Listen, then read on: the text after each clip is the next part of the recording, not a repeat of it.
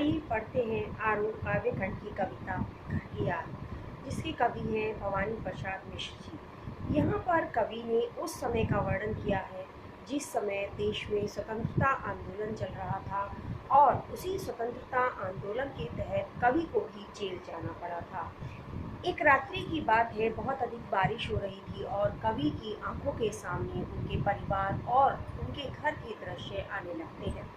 घर की याद उन्हें सताने लगती है तो कवि कहते हैं, आज पानी गिर रहा है, बहुत पानी गिर रहा है, रात भर गिरता रहा है, प्राण मन गिरता रहा है। कि आज पानी गिर रहा है, आज बारिश हो रही है, बहुत अधिक बारिश हो रही है, रात भर गिरता रहा है, इतनी अधिक बारिश है कि पूरी रात्रि बारिश रही है, प्राण मन गिरता रहा है। और वह पानी या बारिश मेरे मन को और प्राणों को घेरता रहा, अर्थात पुरानी यादों से मैं घिरा रहा। बहुत पानी गिर रहा है, घर नजर में तिर रहा है, घर की मुझसे दूर है जो, घर खुशी का पूर है जो। कहते हैं कि बहुत बारिश हो रही है, घर नजर में तिर रहा है और मेरा घर मेरी नजरों के सामने आ रहा है, अर्थात घर के दृश्य मेरी आंखों के सामने तैर रहे हैं।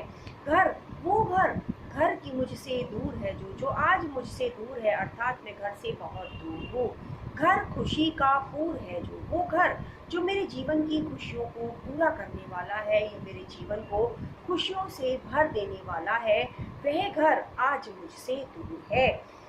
घर में चार भाई, मायके में बहन आई बाप के घर, हाय रे परिताप के घर। कहते हैं कि घर में चार भाई, मेरे घर में चार भाई हैं, और मायके में बहन आई, और मेरी जो बहन है जिसका विवाह हो चुका है, वह ससुराल से मायके आई है।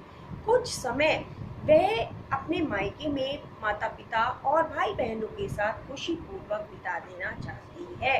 बहन आई बाप के घर, बहन पिता के घर आई है सोचकर कि अपने जीवन की परेशानियों से दूर कुछ समय वह अपने परिवार के साथ सुख से या खुशी से बिताएगी। लेकिन हाय रे परिताप के घर, वह घर जहां आकर उसे खुशहाल जीवन जीना था, कुछ समय खुशी से बिताना था, वह उसके लिए दुख का घर बन गया है। अर्थात वह घर दुख का घर इसलिए बन गया क्योंकि जब वह अपने घर आई और उसे पता चला कि उसका सबसे छोटा भाई भवानी स्वतंत्रता आंदोलन में भागीदारी करने के कारण जेल में है, तो और घर के सारे लोग बहुत अधिक दुखी हैं, पूरा वातावरण दुख में डूबा हुआ है, चारों ओर घर में दुख का माहौल है, तो उसका मन भी दुखी हो गया और वह भी अपने भाई को याद करके और परिवार के दुख को महसूस करके दुखी हो गई।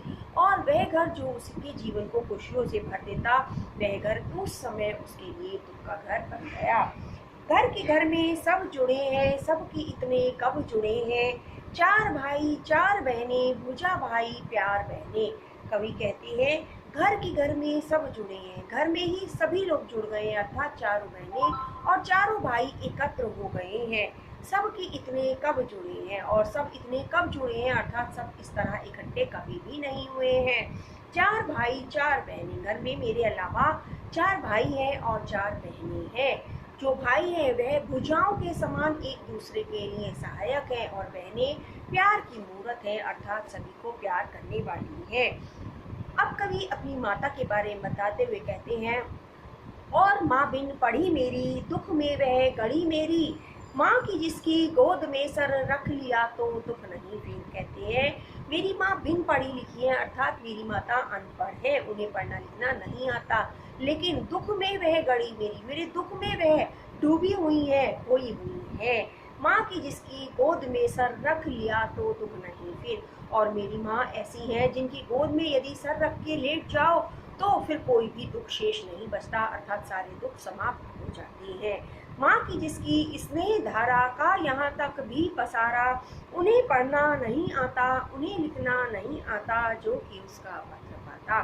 कवि कहते हैं मेरी माँ की स्नेह धारा, उनके प्रेम की धारा का यहाँ तक भी पसारा, यहाँ भी फैली हुई है, अर्थात उनके प्रेम में इतनी गहराई है, इतना अपनापन है कि उसका अनुभव मुझे यहाँ पर भी होता है, या ये कहिए कि यहाँ तक भी मुझे इतनी दूर होने के बाद भी अपनी माता के प्रेम का अनुभव होता है, महसूस होता है कि मेरी माँ मुझे बहुत अधिक प्रेम करती हैं। उन्हें लिखना नहीं आता। मेरी माता अनपढ़ है, उन्हें लिखना नहीं आता, जो कि वो अपने पत्र के माध्यम से अपने प्यार को, अपने प्रेम को व्यक्त कर पाती। लेकिन उनके प्रेम में इतनी शक्ति है कि मैं उसे इतनी दूर होते हुए भी महसूस कर पा रहा हूँ। मैं यह अनुभव करता हूँ कि मेरी माँ मुझे कितना अधिक प्रेम करती है। अब कवि अपने पिताजी का वर्णन करते हैं।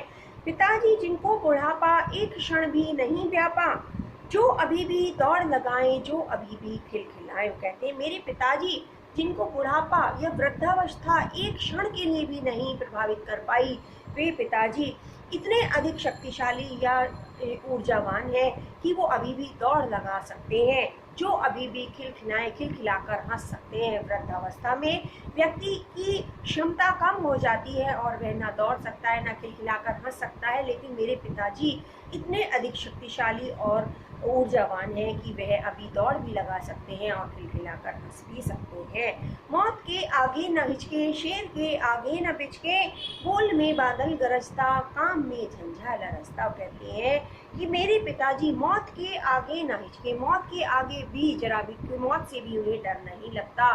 शेर के आगे न बिचके, शेर के समान भयानक कठिन परिस्थितियां आ जाएं तब भी वह विचलित नहीं होते हैं। बोल में बादल गरजता, उनकी आवाज इतनी अधिक कड़क है कि जैसे बादल गरजते हैं उस समय आवाज होती है, ऐसी ही उनकी वाणी में आवाज है।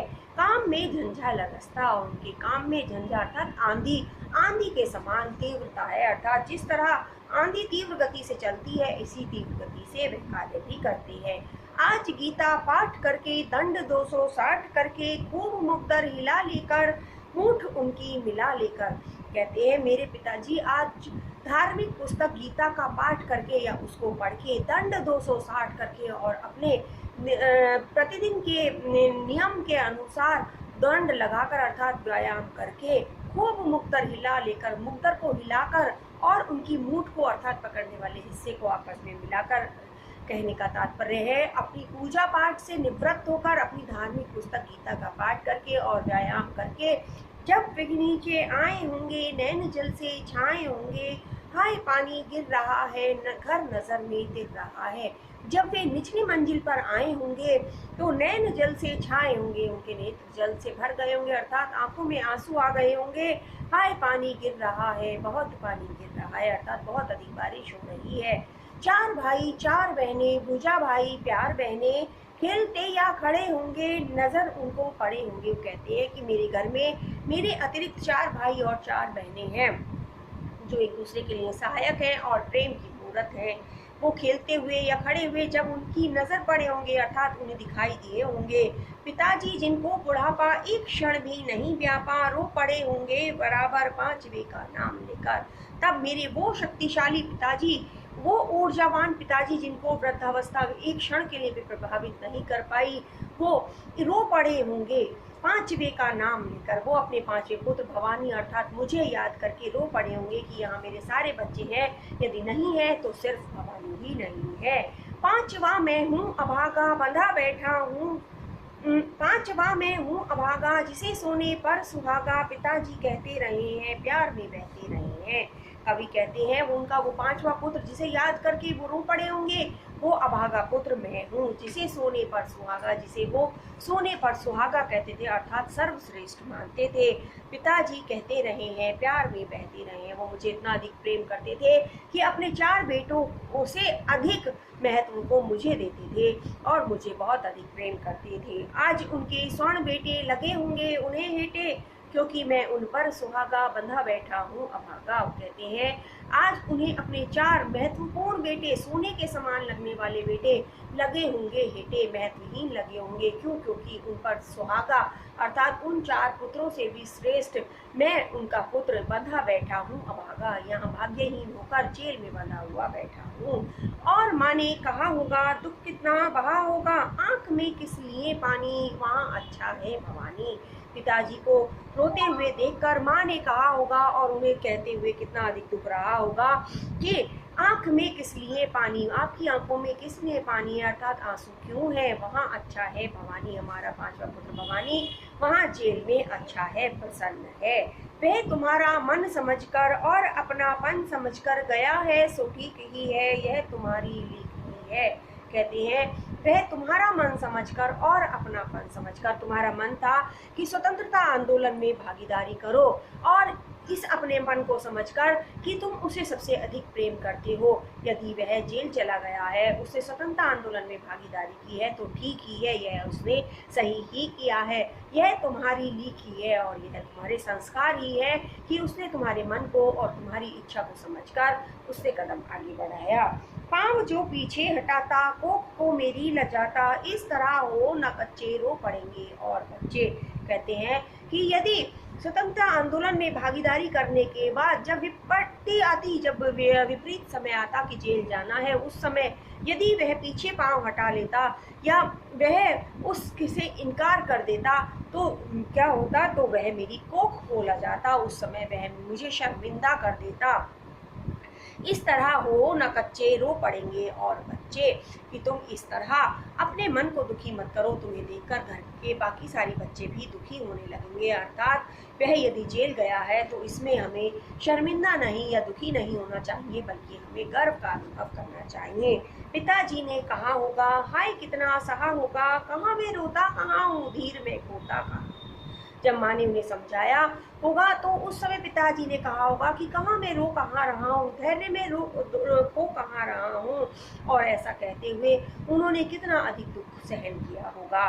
हे सजीले हरे सावन, हे कि मेरे पुण्य पावन, तुम बरस लो वे न बरसे, पांचवे को वे न तरसे।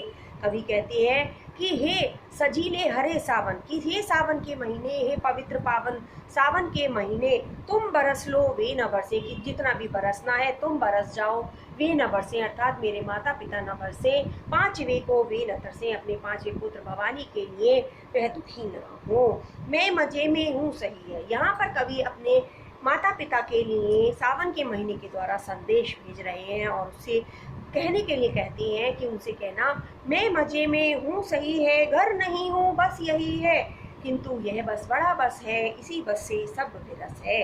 कहना, उनसे कहना कि मैं मजे में हूँ, मैं सही, उनसे कहना कि मैं यहाँ जेल में मजे में हूँ, सही हूँ, बस यदि कोई परेशानी है तो इतनी सी है कि मैं घर पर नहीं हूँ, यही, किंतु यह बस बड़ा बस है। लेकिन यदि हम ध्यान से देखें तो यह जो बस है ये बहुत बड़ा बस है और इसी बस से सब विरस है, अर्थात इसी बस के एक शब्द बस में ही कवि के जीवन का सारा रस विरस हो चुका है, अर्थात उनका जीवन रसहीन हो चुका है। किंतु उनसे यह न कहना, उन्हें देते धीर रहना, उन्हें कहना लिख रहा हूँ, उन्हें कहना पढ़ रहा हूँ। कवि कहते हैं किंतु उनसे यह बात कह मत देना कि इसी बस से उसका जीवन विरस हो गया है, रसहीन हो गया है, और उन्हें देते धीर रहना, उन्हें धैर्य देते रहना, उनसे कहना कि मैं लिख रहा हूँ, मैं पढ़ रहा हूँ, कि जिस तरह मैं घर पर रहते हुए लिखता पढ़ता रहता था उसी तरह जेल में भी मैं रहते हुए पढ़ने और लिखने का कार्य कर रहा हूँ। काम करता हूँ कि कहना, नाम करता हूँ कि कहना, चाहते हैं लोग कहना, मत करो कुछ शोक कहना।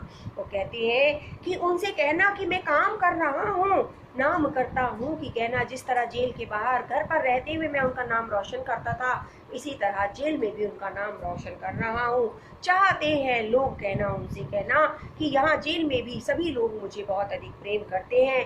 मत करो कुछ शोक कहना, उनसे कहना कि वो दुख को ना करें, मैं यहाँ पर बहुत अधिक खुश हूँ, मैं बहुत अधिक प्रसन्न हूँ। और कहना, मस्त हूँ मैं, कातने में व्यस्त हूँ मैं, वजन 70 सेर मेरा और भोजन ढेर मेरा। कहते हैं उनसे कहना, मैं यहाँ मस्त हूँ, बहुत प्रसन्न हूँ, काटने में व्यस्त हूँ, और जो समय मिलता है मैं वह सूत काटने में निकाल देता हूँ, उसमें व्यस्त रहता हूँ। वजन 70 सेर मेरा और भोजन ढेर मेरा। यहाँ मैं इतना प्रसन्न हूँ जेल में कि मैं बहुत अधिक भोजन खाने लगा हूँ और इसी कारण मेरा वजन बहुत अधिक हो गया है, 70 किलो का मेरा वजन हो गया है। कूदता हूँ, खेलता हूँ, दुख डटकर ठेलता हूँ, और कहना, मस्त हूँ मैं, यूँ न कहना, अस्त हूँ मैं। उनसे कहना, मैं खेलता रहता हूँ, मैं कूदता रहता हूँ, मैं दुख डटकर ठेलता हूँ, और दुख यदि मेरे पास आता है तो मैं उसे अपने से दूर धक्का देकर भगा देता हूँ। और कहना मस्त हूँ मैं, उनसे कहना कि मैं मस्त रहता हूँ। यूँ न कहना अस्त हूँ मैं, उनसे कहना कि मैं अस्त हो गया हूँ। अर्थात मैं जिस तरह सूर्य निस्तेज हो जाता है अस्त होने के समय, इस तरह मैं भी निस्तेज हो गया हूँ, ऐसा उनसे मत कहना। हाय रे ऐसा न कहना, हाय रे वैसा न कहना, है कि जो वैसा न कहना, कह न देना जागता हूँ, आदमी से भागता हूँ। कहते हैं हाय रे ऐसा न कहना, उनसे ऐसा मत कह देना। है कि जो वैसा न कहना, जो मेरी वास्तविक स्थिति है वो उनसे मत कह देना। कह न देना जागता हूँ, उनसे ये मत कह देना कि मैं रात रात भर जागता रहता हूँ, आदमी से भागता हूँ। उनसे ये मत कह देना कि मैं किसी अन्य व्यक्ति के संपर्क में आने से डरता हूँ, दूर भागता हूँ। कह न देना मौन हूँ मैं, खुद न समझूं कौन हूँ मैं, देखना कुछ बक न देना, उन्हें कोई शक न देना। कहते हैं उनसे यह मत कह देना कि मैं मौन हो गया हूँ, मैं किसी से बातचीत नहीं करता हूँ, खुद न समझूं कौन हूँ मैं खुद ही नहीं समझ पाता कि आखिर मैं कौन हूँ, अर्थात मैं अचेतन अवस्था में पहुँच गया हूँ। देखना कुछ बक न देना, देखो तुम ध्यान रखना कि जब तुम उन्हें मेरा संदेश दो तो तुम कुछ भी बक मत देना, अर्थात तुम्हारे मुंह से कुछ भी निकल ना जाए। उन्हें कुछ शक न देना, उन्हें किसी भी बात का संदेह ना हो कि जो संदेश मैंने उनके लिए भेजा है वह कुछ भी गलत है या तुम कुछ और कहना चाहते हो, मेरी वास्तविक स्थिति कुछ और है। हे सजीले हरे सावन की, हे मेरे पुण्य पावन, तुम बरस लो वे न बरसे, पाँचवे को वे न तरसे। इसलिए हे सावन के महीने, हे पवित्र महीने, तुम बरस लो वे न बरसे, जितना भी बरसना है तुम बरस लो, मेरे माता पिता न बरसे, अर्थात जितना भी पानी गिरना है तुम्हारे माध्यम से गिरे, मेरे माता पिता की आंखों के माध्यम से ना गिरे। पांचवे को वे न तरसे, अपने पांचवे पुत्र भवानी के लिए वे न तरसे, वे दुखी ना हो कि उनका पांचवा पुत्र भवानी जेल में है। तो यहीं पर हमारी कविता घर की याद, जिसके कवि भवानी प्रसाद मिश्र जी हैं, समाप्त होती है। धन्यवाद।